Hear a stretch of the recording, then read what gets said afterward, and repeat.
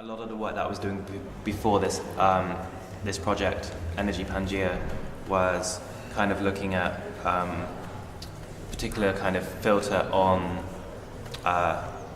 say, technology, or particularly like consumer electronics. So one project I did was called Philips 2013, which basically like altered or shifted the Philips kind of consumer electronics and healthcare brand vision to kind of morph it or change it into something else.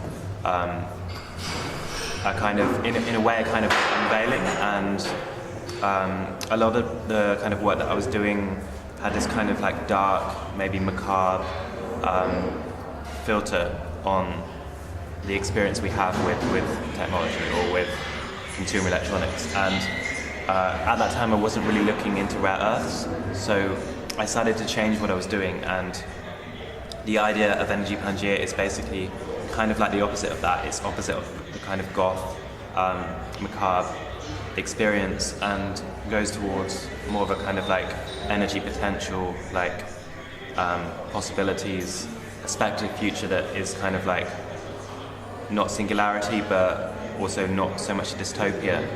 But within that, obviously, it doesn't really work that way. So the rare earth list itself was a kind of, in a way, just kind of taking that idea of Energy Pangea being this almost utopian golden age perspective, and just kind of like driving a kind of axe through it in a way. So they kind of interact together, and I think the thing with the rare earths themselves is there's so much narrative potential. I kind of go through each element and explore like a huge range of possibilities of what the kind of associations are just built and accumulate, like beyond what the kind of original associations or meanings would be within a particular rare earth. And those are explored, but it also can change. So europium from 2014, you know, you have this kind of sculpture in a forest, and it's powered by biomass, and the forest itself produces biomass.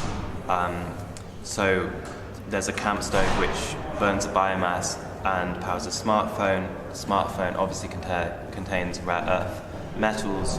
It also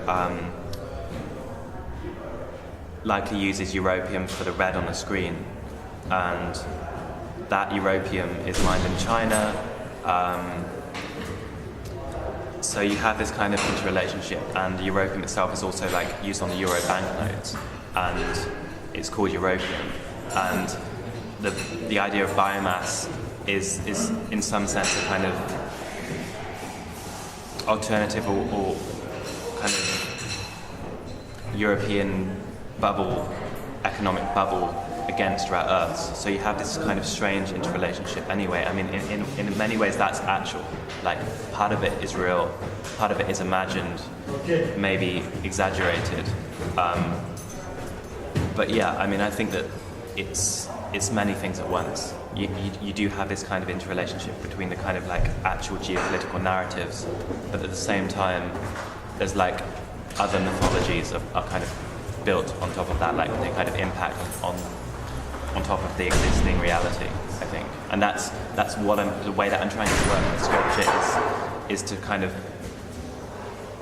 use it as a kind of piece of acupuncture where it just kind of goes to this place, and then all of those narratives kind of accumulate around it like a kind of energy sphere. And that's really kind of the idea I had with Energy Pangea, is that like I could create like each like a very specific sculpture that could do like a very specific thing and accumulate like all of this kind of information, which is, I think, is material. And with europium, if you have this kind of artificial, like human developed sculpture which looks like a piece of technology in a forest, like there's in many ways it should collapse those distinctions, because the forest itself is in many ways inorganic, because it's an artificial forest. It's grown and it's a commodity. So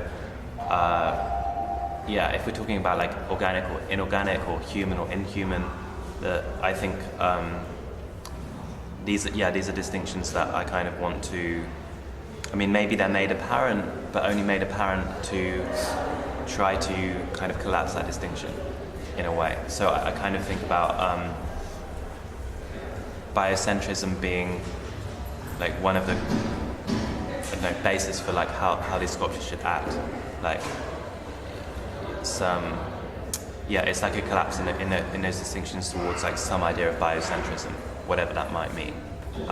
And I think when we talk about like the Anthropocene and going beyond like a sort of like anthropocentric, human-centric sphere understanding of the world into like a kind of more material basis for like understanding not just the earth but like reality itself. Like I mean, it's trying to like work within the territory of that territory within the kind of language that we have now, I guess.